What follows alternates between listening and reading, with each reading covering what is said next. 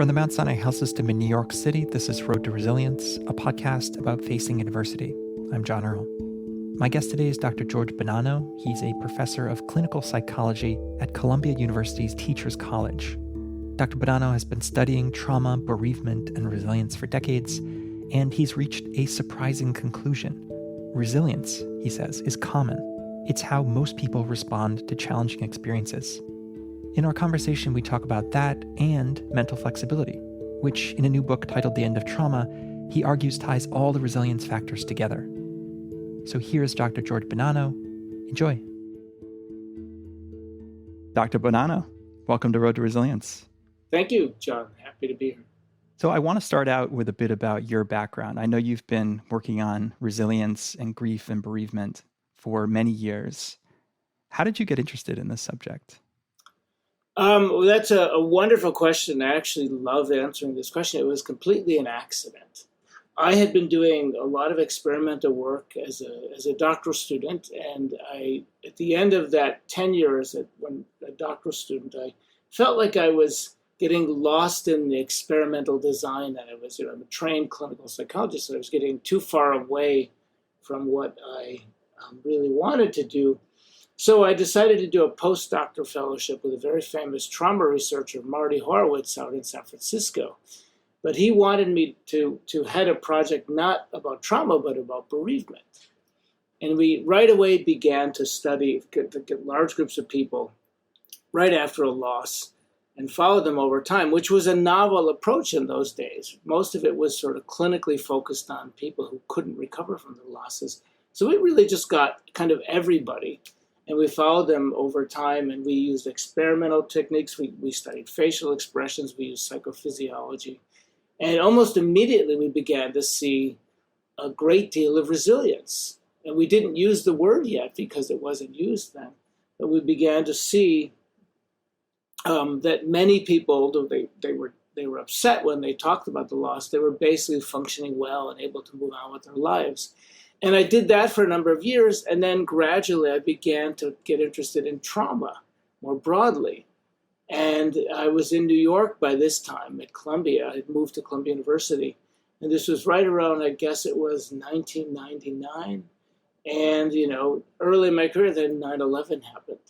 Correct me if I'm wrong, but one of your main conclusions in your work in general, in the 9/11 work, and again in the new book, is that resilience is common. Yes, absolutely. It's not some special quality that superhumans have that we all should be looking to this select few that are resilient. It's not like that at all. You're exactly right, John. I don't know exactly why that was kind of hidden from view, but we began to simply follow people, over time. And we always saw this, that large numbers of people, usually the majority, actually almost always the majority of people exposed to all kinds of adverse events. We've looked at some pretty nasty events, and almost always the majority show pretty much stable mental health. Everybody gets a little bit upset. In fact, people can be quite a bit upset for a week or two after an event. That's quite natural, but then they kind of, it passes, and they continue to function the way, often the way they had before. They're able to work, they're able to concentrate, they're able to be loving with the people in their lives, all those things that we consider mental health. And we've now done, recently we did a review of 54 different studies doing the same kind of approach we use, and we found that it's around 2/3. So in other words, 2/3 of people who go through a potentially traumatic event, they may experience post-traumatic stress for a period of days or weeks, but then they return to something that's more or less their normal functioning state. Yes. I can't emphasize enough how much this flies in the face of the popular conception of trauma and PTSD. There's an assumption that people who go through things like 9/11, they're just going to be like messed up forever, Yeah. So this was really surprising to me. Yeah, and I think I've thought about this a lot, because early in my career, people didn't refute what I said as much as just ignore it, And then gradually it began, the idea is kind of now catchy. It's like, moving like with considerable progress through the field, and people are, and I think sometimes people now say these things without even knowing where it came from. It's becoming a common idea. But I think why we're so slow to accept this idea, there are a couple of good reasons. I think, first of all, a lot of the literature on potentially traumatic events and bereavement as well also came from the clinical world, people who were studying their patients or, studying clinical patients. So they were basically looking at people who were not getting over the event. And many mental health professionals, those are the people they see when there's a traumatic event or potentially traumatic event. They don't see resilient people who are resilient afterwards because they have no reason to talk with them. So they develop a very, very human bias to assume that traumatic events cause, chronic problems. This then, is also magnified by the media. Not by any, nothing is evil here. It's just simply because it's more attention getting to talk about the adverse consequences. But I think also in the general public, we want short memes now. Memes are everywhere. We want short, simple things we can hold on to. And the idea that traumatic events or potential traumatic events are harmful is the meme, And, there are probably even more reasons, but I think that's slowly changing. But still, I have sometimes had people come up to me after a talk and say, "I'm sorry, but you are just wrong. I don't care what your little studies say. You are," and I don't get offended by this. I did a little bit at first, but I just say, well, okay, whatever. Yeah. I think it's important to say that. So you mentioned the 2/3 who after days or weeks bounce back to something like normal. There's another trajectory that's more gradual, where people take a little bit longer to bounce back. Yes. And then there's the third trajectory, which is the chronic, the post-traumatic stress disorder trajectory. Yes. And I just want to say that there is incredible resilience in each of these. So when we're referring to resilience and a resilient person, that's strictly in the confines of this conversation, that's the 2/3 that bounce back. Yeah, and John, I should have clarified that. So there's a lot of confusion. There's probably even more confusion about the word resilience. And I think it's related to the sort of confusion about trauma and PTSD. Because, from a philosophical viewpoint, we've essentialized these things. These events are not normal events. They are special events, and they cause PTSD. And it's there whether we are aware of it or not. That's essentialism. But the idea then that people are resilient could only be defined in the same way as essentialist. It's in the person. And actually, I have to force myself not to speak that way because it's so common. But resilience is not in the person. Resilience is an outcome. And people are resilient to an event. So that's the way I use it. Now, people may recover, and people do recover. That's a different kind of process. And we can call that resilience. I mean, I prefer to call it recovery because it's more accurate, and that's in fact what we call it in the research to distinguish it. That's not to say they're not, have worked hard and they've done this. They've gotten over this thing. They certainly have worked hard to do that. But, I think just, in terms of being specific, resilience in my mind is that outcome. We can only be resilient to something. Mm-hmm. So when an event happens, we're resilient to it. That's the outcome that we're talking about. Yeah, at least that's how I'm using it. You brought up 9/11 a bit earlier. This episode will be coming out right around the 20th anniversary of 9/11. Yes. And it's a great example of the misconception, the idea. There was an assumption in the immediate aftermath that there would be a huge wave of people needing mental health services and just this overwhelming wave. And that didn't turn out to be the case. Yeah. To your point. I think, and that's a perfect example that we still need to relearn because it happens almost every time we have a mass disaster event. When we are in the throes of what I'm calling traumatic stress, the first few days or a couple of weeks, anytime in that initial period after there is a potentially traumatic event, and a disaster is even more dramatic because it influences many people who are then looking and talking to each other. When we feel that way, it's hard not to believe that it won't last forever. It won't last a long time. And because we've been so focused on PTSD in our minds, in our culture, trauma, when we're having nightmares, when we're thinking about the event, having intrusive images or memories pop into our minds. Some ghastly image suddenly pops in our mind and we try to push it away. When we're feeling on edge for more than a day or two, we're on edge for 10 days, say, that makes us think or assume that we are traumatized and this will become PTSD. But in fact, those reactions are perfectly natural. That's our stress system dealing with what we've experienced. And we can look at those things a little bit more closely. Intrusive thoughts popping into our mind is actually a very adaptive way to learn from the event. And you think of it when we were, across the course of human evolution, this was hugely adaptive because we learn. We think, what happened and what can I do to prevent that from happening again or make sure it doesn't happen again. So after 9/11, to get back to your question, there were many people were confused and upset and having images and having nightmares in New York for sure. And in fact, after 9/11, there was a great deal of, there was a marked increase in anxiety and distress and some PTSD symptoms in many people, particularly in New York, but also across the country. And then to everybody's surprise, within a few months, probably within a month, but nobody had measured it, it pretty much disappeared.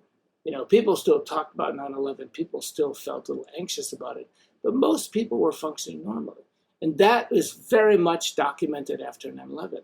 The same thing is happening in the COVID crisis. There was a marked increase in distress and anxiety symptoms, and many newspapers carried many reports, mental health experts saying, we are in for a mental health crisis of unprecedented proportions. There will be mass suicide, there will be PTSD everywhere, there'll be anxiety everywhere, and that hasn't happened. I want to move to another misconception that you have tackled, and it's the idea that we know where resilience comes from, that we know how to cultivate it. I think in the popular imagination, there are, I'll say, countless articles about how to cultivate resilience. Yeah. And they go through the mindsets and the habits and all the different things that are associated perhaps with resilience in research, perhaps associated simply in our imagination with resilience that seem like they're resilient-y. Yeah. But you identify something that you call the resilience paradox, which is that these things are mostly, well, I'll have you explain it, but these things are mostly weakly correlated with resilience. And in fact, they don't add up to resilience. We can't look at a person and assess their, let's say, optimism or how much they meditate, any of these things, and predict whether or not they will be resilient after an event. You're exactly right. It's very common to see in the newspapers and even in some scholarly work the magic traits of resilience, the 5 or 7 traits. And when we think about resilience that way, then we can easily assume we just have to bolster those traits, and then people will be more resilient. And it's enormously popular. And I'm a little bit chagrined to say this. It's also highly marketable. And I think a number of people are marketing themselves to corporations and other entities that can pay for it. I'm sorry if this is cynical, and I don't mean to sound so critical, but people are doing this, and they're basically resilience experts who will then teach people how to be resilient. And I've rallied against this for a number of years. And because, as you say, this phenomenon I've called the resilience paradox. And the idea of the paradox is just this, as you mentioned, John, that we know we can identify who's resilient afterwards, after an event. We can identify factors that are correlated with it, but each one of those things individually explains only a tiny bit. If we think of resilience as a pie, there are tiny little slices of pie. And I've puzzled over this for years. Well, then how is this possible? And then I began to realize I'd been doing an independent line of work on flexibility. And I'm almost embarrassed to say this, that I didn't see the connection for a long time.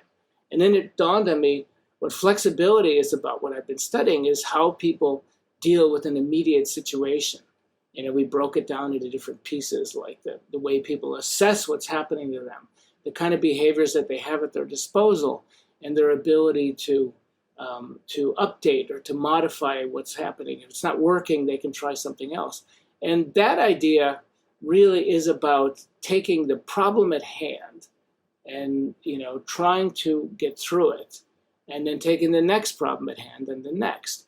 And it's based on the idea, I realize I'm mentioning a number of different ideas at once, but it's based on the simple fact that no matter what behavior we have, be it optimism or, problem-solving ability or, talking to other people or seeking support from your friends, none of those traits and behaviors are ever always effective.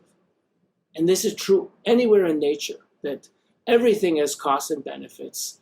Everything works sometimes and not other times. And sometimes it's even harmful. So a great example is what emotion researchers call reappraisal. When an event happens, you reframe it in another way, and that helps us deal with it. And that's probably the most popular emotion regulation strategy out there. Most people consider it kind of the best strategy. But there's now research showing that in some situations, reappraisal doesn't work very well. And in some situations, it actually makes people worse because instead of reappraising the meaning, they should have just changed the situation and they would be okay depending on the situation. Another one is mindfulness. We tend to think of mindfulness as a kind of a panacea. And to full disclosure, I practice mindfulness and I like it. It's very helpful. But it's a tool like anything else. Sorry to Buddhists out there who think that mindfulness is, and I know there are many who think that mindfulness is part of a philosophy of life, which I believe it is. But there isn't much data linking mindfulness to resilience. As much as we think mindfulness makes people resilient, there's really hardly any data. And resilience, again, in the way I'm thinking of it. And there's plenty of arguments, and there's some data to suggest that mindfulness can be maladaptive in certain situations, particularly when we're highly distressed. If mindfulness can actually make people worse sometimes in those situations because we focus internally and we may actually become more focused on what's going on inside us, and it may be disturbing. So, regardless of the factor, there's always a cost to it. There were two examples that struck me from the book when you're writing about a young man named Jed, who's been through a very difficult experience. One was distraction and one was social support. And this is to your point that even these tools, resilience tools, that are generally thought of as, good in the case of social support, bad in the case of distraction. I think, I certainly think of distraction. I'm like, well, the person is avoiding the experience. They're avoiding dealing with it. That's bad. But in fact, you're saying that can be one of the tools that's appropriate at a certain time, in a certain place, for someone with a certain experience. These are all what we have as a toolkit, right? There's no single prescription to resilience that applies to everybody at every time. Yes, absolutely. And basically anything we might use all the time would be maladaptive. But we can use any mechanism, any behavior, any trait like social support, any quality or resource we have, or ability like distraction. In some situations we can use it. Mm-hmm. And something that's good, like social support, is not always useful. And right. There are many reasons for that. Yeah.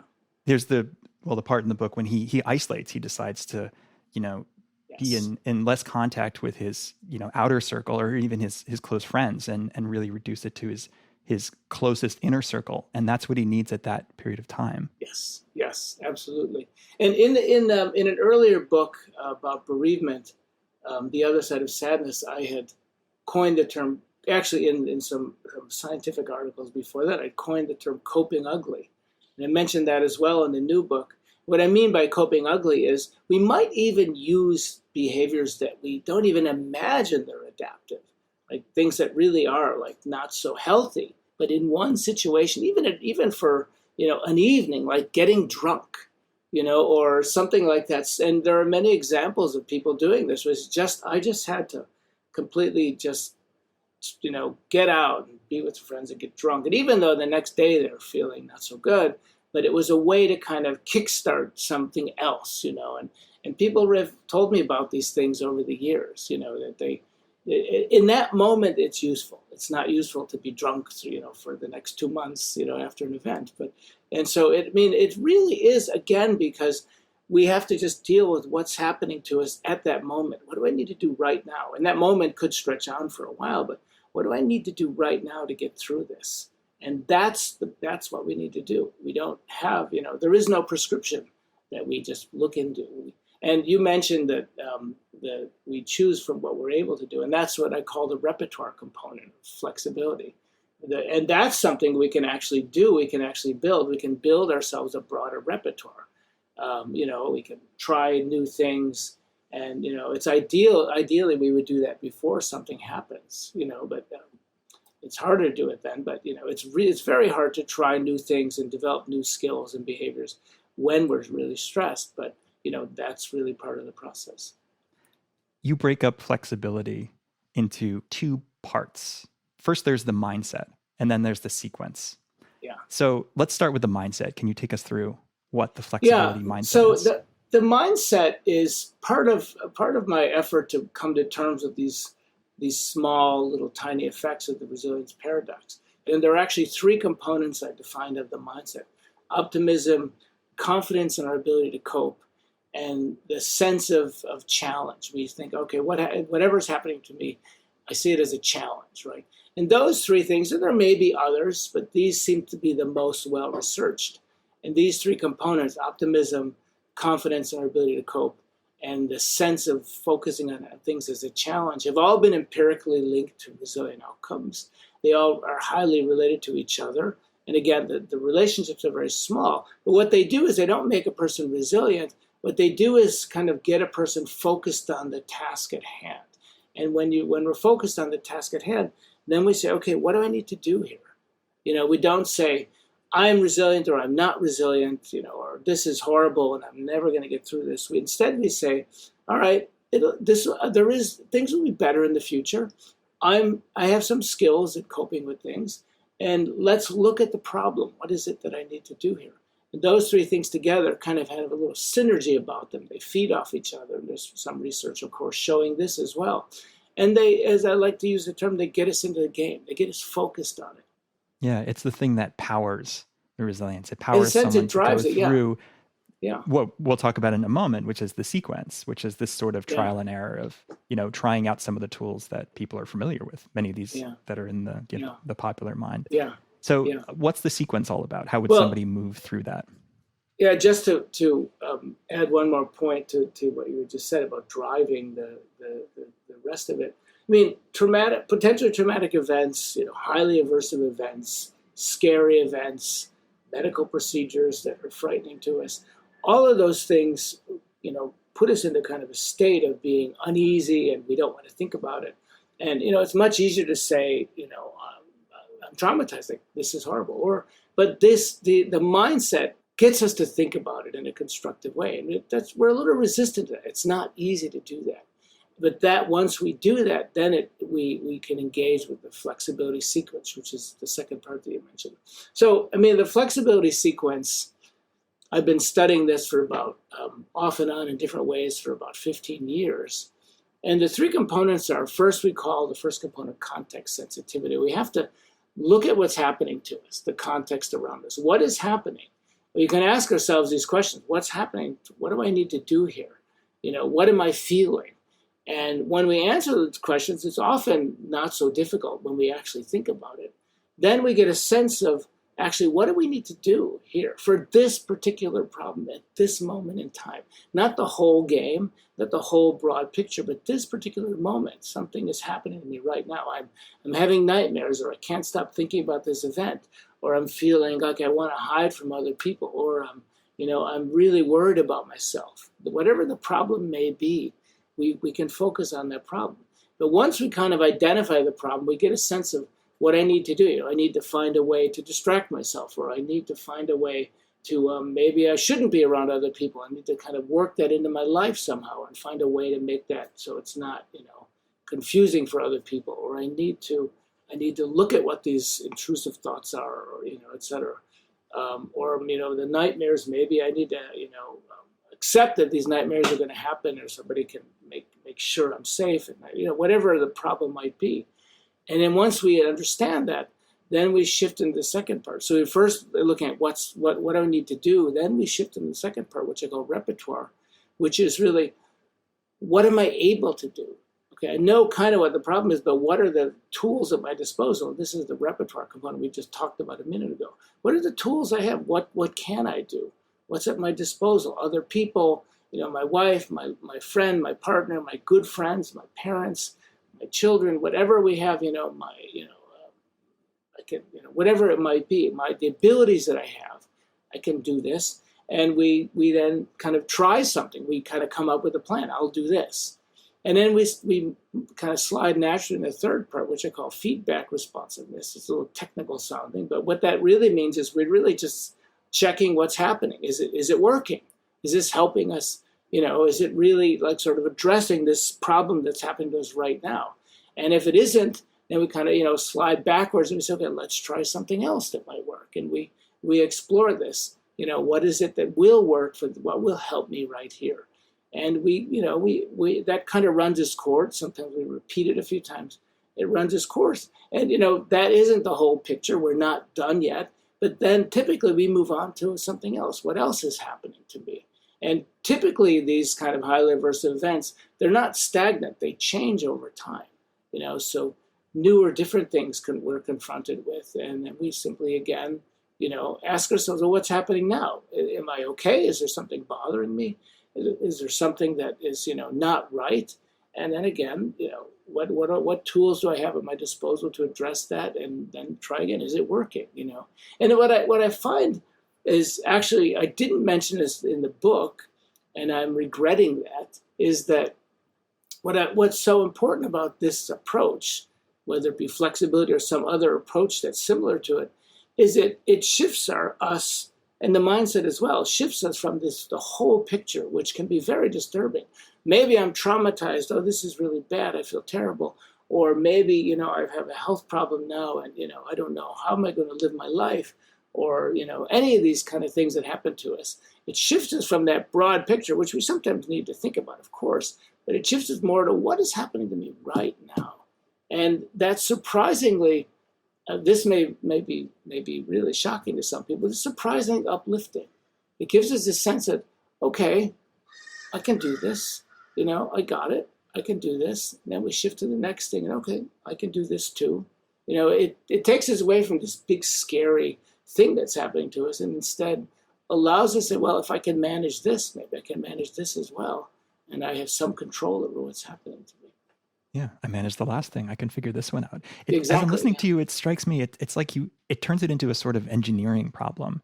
It's like the mindset gives you the will to do the work. And then the sequence is sort of, oh, well, this is this very concrete problem. Again, we're not focusing on the 10,000 foot problem. What's our problem right now? Yeah. Let's figure this out. What are the tools I have? Let's try this tool. Did it work? No, let's try something else. Tomorrow, what's the problem now? What are the tools I have? And going through that again and again, it takes that sort of, it's a constant process. Right? Yeah, absolutely. Yeah.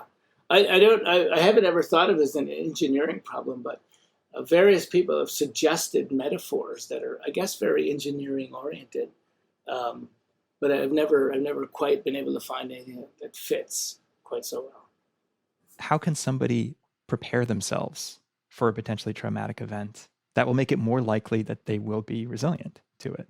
Well, I've tried to embrace that a little bit in the book. I don't normally do intervention work or this kind of work, but I think that we can think about these things in advance and we can just kind of assess them in our life, and we can also use them for everyday problems. There's no shortage of financial concerns or other kinds of things that bother us, and we can begin to think about those everyday problems this way as a kind of a way to start using, if we're so inclined to use these ideas or these skills. So if we take the flexibility mindset, I think we can begin kind of by reviewing our life and thinking, well, to cultivate, say, optimism, the challenge orientation, thinking about events as challenges, and the sense of confidence and coping. There's pretty good research that all three of these things can be enhanced. There isn't an enormous amount of research, but they seem to be learnable. And, there are people who have written about learned optimism. Martin Seligman, the famous positive psychologist, has written about, I think he wrote a book called Learned Optimism. I haven't looked at it yet, but I think the idea is very appealing. And I think we go back through our life and think, I got through all these other things. If we obviously most people have, So, things kind of happen to us and then it's okay afterwards. So that gives, can kind of help us be more optimistic that we'll be able to deal with other things. We can evaluate what we're able to do, which is also both gives us confidence, and it's also the repertoire component. What actually can I do? What have I done in the past? Are there things I could try that I haven't tried? And maybe enhance those skills, before anything happens by simply thinking about it and maybe trying some new things. What if I, instead of getting angry on the phone with the person who wasn't helping me, maybe I can try being nice to that person and see what happens, or being pleasant, just see what happens, and then, of course, the feedback component, the monitoring what we try. Most people are also pretty good at that. We've, again, shown that in research. And we don't pay attention to it. We just sort of do it. But we can begin to pay attention to it and say, okay, well, did that actually work? And we mentally learn from that. This was wonderful. George, thank you so much for coming on the podcast. Sure, absolutely, my pleasure. Dr. George Bonanno is a professor of clinical psychology at Columbia University's Teachers College. His new book is The End of Trauma. That's all for this episode of Road to Resilience. The podcast is a production of the Mount Sinai Health System in New York City. It's made by me, John Earl, Nikki Cheatham, Emma Stoneham, and our executive producer, Lucille Lee. From all of us here, as always, thanks for listening, and we'll see you next time.